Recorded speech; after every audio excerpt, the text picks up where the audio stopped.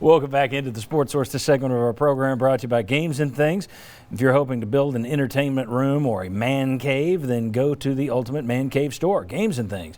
They're at the corner of Lovell Road and Kingston Pike, and I'm telling you, nobody has a showroom like these folks. It's like Willy Wonka opened a game store. That's how spectacular their showroom is, except there's no danger. Which, you know, Willy Wonka is kind of a dangerous place. OurGameRoom.com to learn more. Games and Things, because life should be fun, and they make it fun. All right.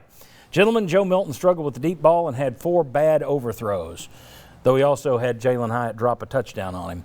Once Milton left with a lower leg injury, Hendon Hooker came in. Took him a while to get settled in, but he kept the balls in it, mainly with his legs, but kept them in it. If everyone is healthy in 2 weeks, who's your starter at the Swamp? I think it's going to be Hooker at this point in time. I mean, you've got to be able to hit the wide open receivers. And, you know, this coaching staff is scheming up places where people are getting wide, you know, very open. Yeah. You got to be able to take advantage of the easy throws. And, you know, you can't be looking for a guy to do too much.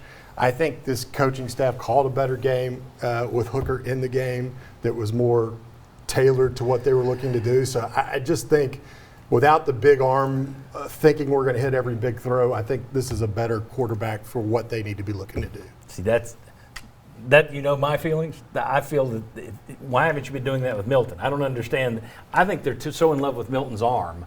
It's like deep shot, deep shot, deep shot, deep shot. Yeah. And then he goes out and it's like, okay, let's throw some shorter passes and run the quarterback. I'm like, why don't you do that with Milton? But kind of a reefer madness. Yes. Play faster, play faster. Throw it farther, throw it farther. I'm going to go with Hooker, not because of the difference in throwing. I mean, I think when Hooker plays, the way he played at Virginia Tech, you're going to see some of the same issues when it comes to the throw game. But I think he runs the ball better.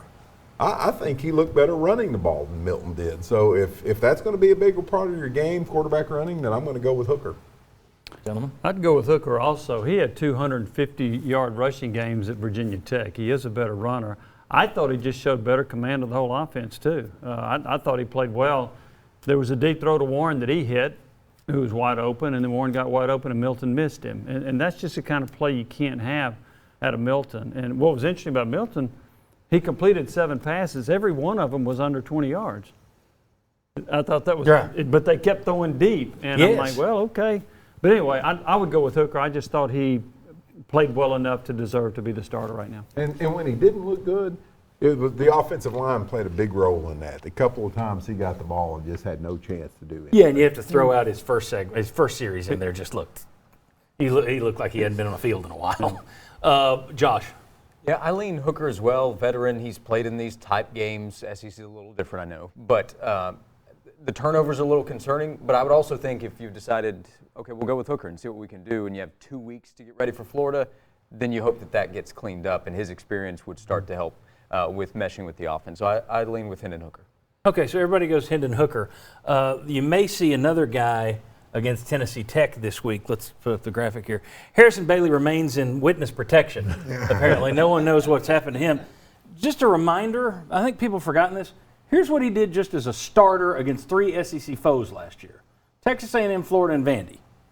34 of 45, 75% completion percentage, 400 yards, 9 yards an attempt, 4 touchdowns, no interceptions. Okay, now maybe this guy can't practice for crap. Or maybe he just can't pick up this offense. He's got no clue. I got last year's Jim Chaney offense. That offense that sucked, he did that in it against 3 SEC foes. I'm sorry.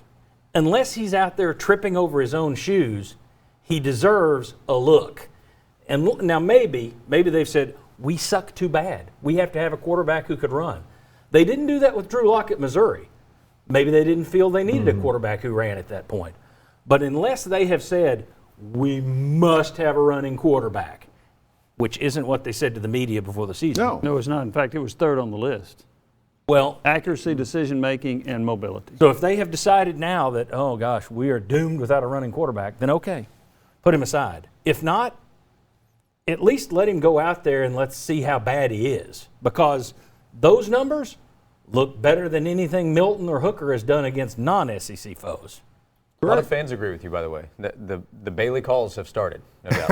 And I'll be the first to admit that the last time we all got together and said, give us Barabbas, we got Nathan Peterman in the swamp. Yes. Yeah. So we may be wrong, but it's worth checking out, I think. Do you like my biblical reference? But I think give him a shot at some point. I would have played him against Bowling Green just to get him in there. The problem is, I think this coaching staff, whether they said it was third on the list, the RPO game for them, and having a quarterback that can actually be the threat of I can run and I can hurt you with my legs, seems to be very important.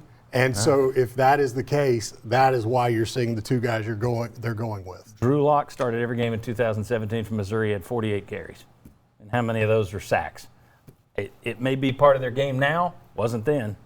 So I'm not arguing with you. I want to know what they're doing. The offensive line, especially where it is right now, Okay. may be playing a role into There you that go. as well. Yeah. Okay. And it could be Missouri didn't have any quarterback that can run worth a lick either. I don't know. So they were stuck with Drew Lock. Yeah, Well, that they works were pretty stuck well. with an NFL guy. But I think the offensive line probably plays into that a little bit too, where they feel like they now need somebody more mobile. That's my guess.